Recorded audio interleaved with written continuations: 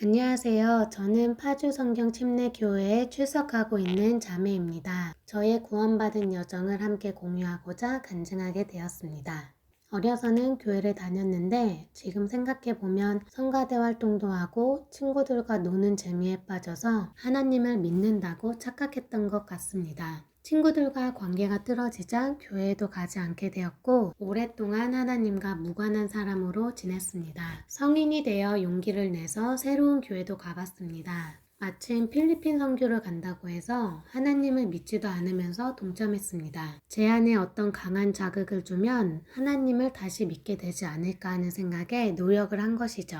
선교 활동 중 가난하고 병든 사람들의 집을 돌아다니면서 그 병이 낫게 해달라고 함께 기도를 했는데 속으로 의문점이 들었습니다. 이 기도를 해준 게 우리가 처음이 아닐 텐데 진작 나았어야지. 이게 뭐 하는 거지? 라는 생각에 선교를 다녀오자마자 바로 그 교회를 끊어버렸습니다. 또 제가 알고 싶은 부분을 질문을 하면 보지 않고 믿는 게 복된 거라고 했는데 왜 의심하려 드냐는 형제의 말에 상처도 받았습니다. 말씀을 근거로 믿는 거와 무지한 믿음은 분명한 차이가 있는데 기성교회들은 왜 성경을 제대로 가르쳐 주지 않는지 불만이었습니다. 또한 크리스마스가 실제 예수님이 태어난 날이 아니라는 것을 알고 깊은 배신감을 느끼며 한국의 다수 종파인 장로교, 감리교가 이단이라는 사실을 그때부터 지각했습니다. 성경대로 하는 교회나 특정 종파가 지구 어딘가에는 있을 거라는 생각에 다수가 이단이라고 손가락질하는 곳이 있으면 오히려 더 찾아가서 들었습니다.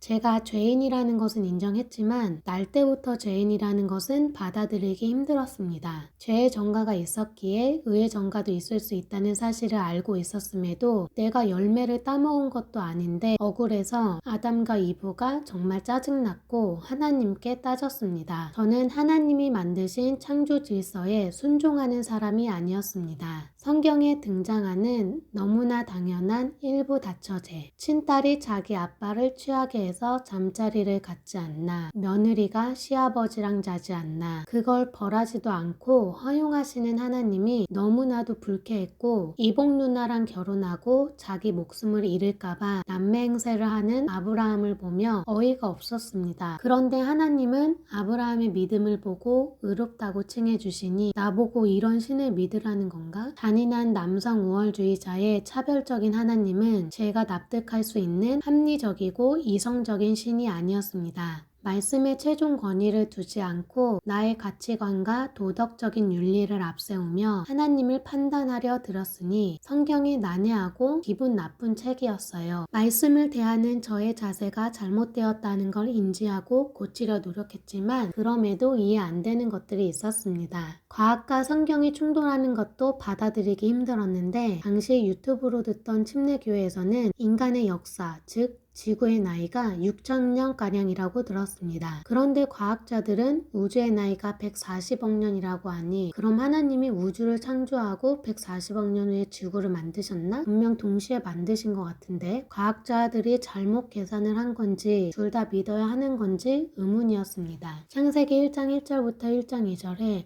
루시퍼의 반역으로 우주적인 심판이 있었고 아주 오랜 시간이 흐른 다음 1장 3절부터 재창조가 시작되었다는 얘기는 이곳에 와서 처음 들었습니다. 성경이 조작되고 변질되지는 않았을지 성경 자체의 순수성에도 의문이 들었지만 하나님이 보존해 주신 말씀이 있다는 것도 여기 와서 확실히 알게 되었습니다. 저는 어려서부터 휴거와 7년 대환란을 알고 있었는데 그건 왠지 진짜 같아서 하나님은 믿어야겠는데 믿자니 안 믿기고 안 믿자니 불안해서 신세계 질서를 이루려는 세계 정부의 발자취도 쫓아가며 지금 말세 어디쯤 와 있는지 체크도 해보고 아직 때가 남은 것 같다 싶으면 나중에 믿으면 되겠다 하고 안심하며 살았습니다. 그러다 2019년 코로나 상황을 마주하게 됩니다. 그때 세상이 말세 징조로 가고 있네 하고 공포를 느꼈지만 그것도 순간 먹고 살기 바쁘다 보니 그 상황에도 적응이 돼서 어차피 갈 만한 교회도 없는데 바쁜 거 끝나면 믿어야지 하고 또 미루게 됩니다. 돌이켜보면 25년 정도는 미뤘네요.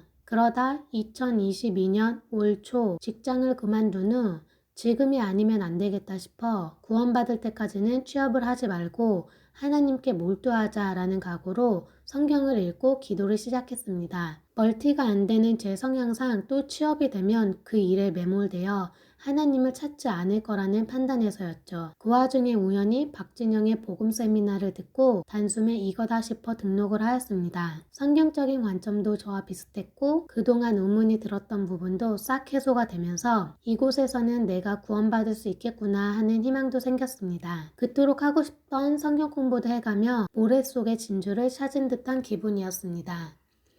그런데 문제는 그래도 안 믿기는 거예요. 정확히는 하나님의 존재를 못 믿었습니다. 자연 만물을 보고 있으면 하나님이 계시는 것 같은데 또 하늘나라 지옥 이야기가 너무 판타지 같으니 거짓말 같고 첫 연매들에서는 내 의지로 믿는 순간 깨달아서 즉시 구원을 받는 사람이 있지만 그게 안 되는 사람들은 회개하고 나서 믿어지는 믿음, 즉 주시는 믿음을 받아야 된다고 하더라고요. 절대 흔들리지 않는 예수의 믿음이라는 게 있는데 이 믿음을 주셔야 구원을 받는 거다. 12제자가 예수님을 옆에서 따르고 직접 기적을 봤음에도 예수님이 잡혀가니 도망가는 것 봐라. 12제자도 그랬는데 우리의 믿음은 얼마나 나약하겠냐. 인간의 믿음은 흔들릴 수밖에 없다. 라고요. 박진영이 말하는 로마서 3장 22절 한글 킹제임스 성경에는 예수 그리스도를 믿음으로 인하여 라고 써있지만 박진영은 그것을 영어 원문과 함께 알려주면서 이것은 예수의 믿음이 맞는 해석이다 라고 짚어주기에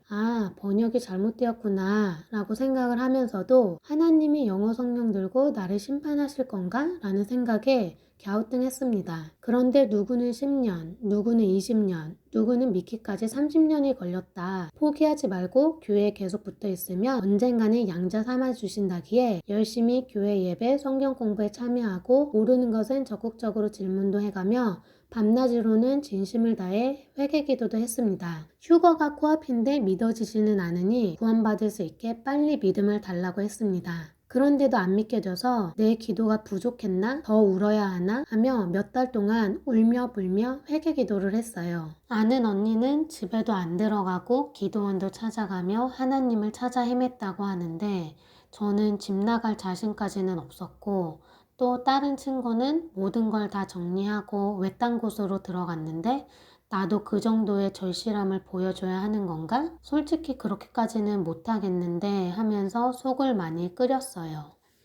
저는 이렇게 다급한데 믿음이 올 때까지 기다리라고 하는 그들의 말이 갈수록 귀에 거슬렸습니다. 처음 된 자가 나중되고 나중된 자가 더 큰 일에 쓰이는 경우도 있다며 하나님이 분명 뜻이 있어서 그럴 테니 불안해하지 말라고 저를 위로해 주었습니다. 환란 전 휴가와 대환란도 알고 있는 사람들이 어떻게 그렇게 말하는지 이해가 안 갔습니다. 하나님은 저를 하루라도 빨리 구원하시고 싶어 하실 텐데 이 사람들은 마귀가 좋아할 말을 하고 있네? 그러던 중 같은 조에 있던 언니가 다른 교회로 옮기게 되면서 목사님을 만나보라고 권유했습니다. 저는 저의 구원을 제가 해결해야지 목사님이라고 의지하는 것도 싫었고 혹시 만나도 해결이 안 될까봐 겁이 나서 거절했습니다. 그래도 언니가 저희 집까지 찾아오면서 적극적으로 만나게 해주었어요. 목사님은 그냥 자신이 믿으면 된다고 너무나 간단하게 말해서 저는 더 이상 할 말도 없었습니다. 아니 그걸 누가 모르나? 그게 되면 내가 벌써 믿었지. 이렇게 20년, 30년 걸렸겠나? 저 목사님 참 답답한 소리 하시네 라고 속으로 생각했고 목사님은 제가 답답하다며 이렇게 1시간 넘게 설명을 한 사람이 제가 처음이라고 했습니다. 스스로의 고집을 버리지 못하는 어리석은 자로 그러면 그대로 지옥에 간다고 제 면전에서 퍼부으셨습니다. 저는 하나님을 찾아 헤매이는 불쌍한 길 잃은 어린 양인데 사람의 마음을 보듬어 주지도 않고 그런 말씀을 하시다니 역시 나랑 맞지 않는다며 속으로 씩씩대며 집에 왔습니다. 그러나 그 후로 며칠 동안 집요하게 생각했습니다. 하나님은 어떤 분이시지?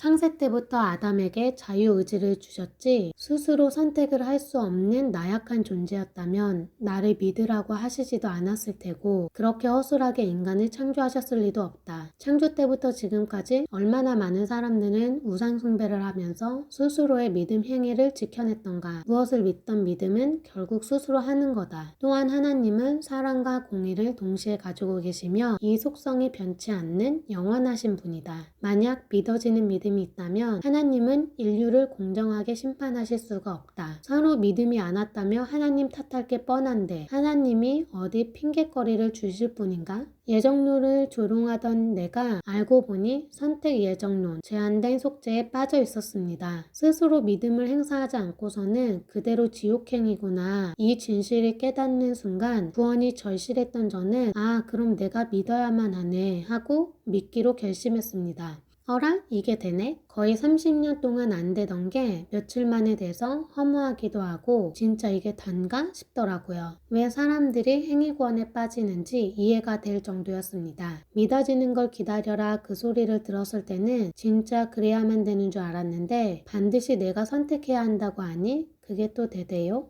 이제 저는 하나님을 믿는다며 파주교회에 출석했습니다. 하지만 말씀도 어렵고 저랑 영적 수준도 맞지 않아 섞이기가 힘들었습니다. 그러나 목사님이 바른 구원의 말씀을 전파하신다는 것과 하나님이 저를 이곳으로 인도하신 거라는 강한 확신에 인내했습니다. 미영 언니는 구원을 받고 나서 등가죽에 붙어있던 거북이 등껍질 같은 게 딱 벗겨지는 홀가분한 느낌을 받았다고 했는데 저는 그런 느낌도 없어서 사람들과 자유롭게 대화도 안 되고 왜 내 안에 성령님이 잠잠한 건지 답답했어요. 저는 구원받고 나서도 과거에 즐기던 죄를 버리기가 쉽지 않았고 사실 버리기도 싫었습니다. 마음속에는 늘 우상숭배가 자리 잡아 있었으며 세상 것에 관심을 버리는데도 시간이 걸렸습니다. 스스로 고치려고 노력하면서 하나님께 도와달라고 기도도 많이 했습니다. 죄를 지어서 죄인이기도 하지만 죄인으로 태어나서 죄를 지을 수밖에 없는 것 또한 알았고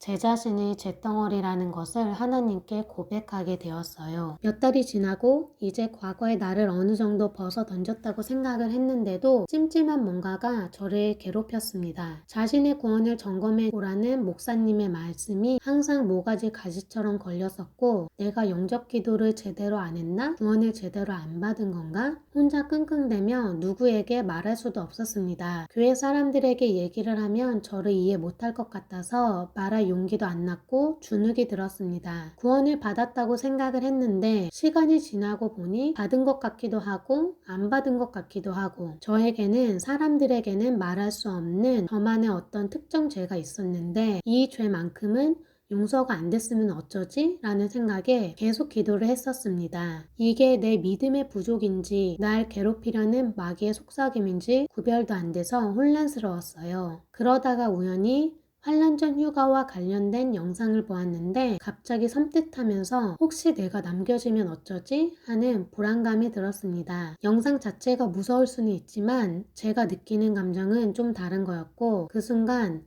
나는 구원에 확신이 없는 거구나 라고 확실히 깨달았습니다. 돌이켜보면 저는 하나님의 존재를 믿기만 했을 뿐 제 모든 죄가 씻겨진 확신이 없었던 거였어요. 내가 이 죄의 문제를 의심하면 그건 나 자신이 아니라 하나님의 보혈을 의심하는 것이고 그럼 반드시 지옥에 간다는 생각이 들면서 정신이 뜨였습니다. 그래, 이 죄도 예수님께서 십자가에서 흘리신 피로 모두 용서되었지. 하나님이신 주 예수 그리스도께서 육신으로 이 땅에 오셔서 십자가에서 돌아가시고 죽으셨다 부활하심으로써 저의 모든 죄들을 제거하셨음을 믿어야만 구원받을 수 있다 생각하고 바로 제 모든 죄가 용서된 것을 믿기로 결심했습니다. 다음날 아침에 일어나서도 그 생각이 선명해서 출근길 버스 안에서 기도를 드렸습니다. 저의 모든 죄를 용서해 주시고 지옥에서 구원해 주셔서 감사하다고 기도했어요. 죄 문제가 해결되니 거북이 등껍질만큼은 아니어도 발뒤꿈치 각질이 벗겨진 것 같은 홀가분함과 그동안의 찝찝함이 이것이었구나 라는 생각에 비로소 개운했습니다. 목사님처럼 좋아서 떼구르르 구르지는 않았지만 제 평생의 숙제가 해결된 날이었어요. 얼마 되지 않은 11월 4일이었습니다.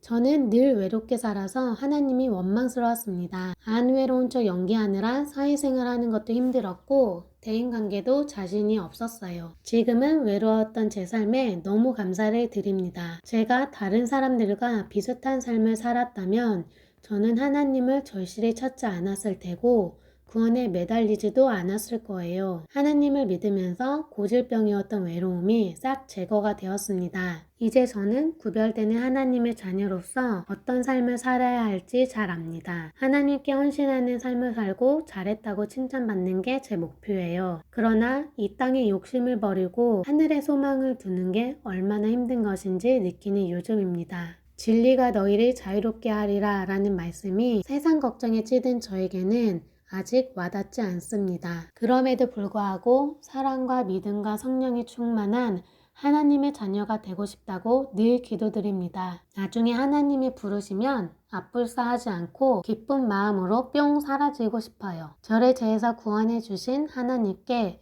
감사와 영광을 드리며 이상으로 제 간증을 마칩니다. 아멘.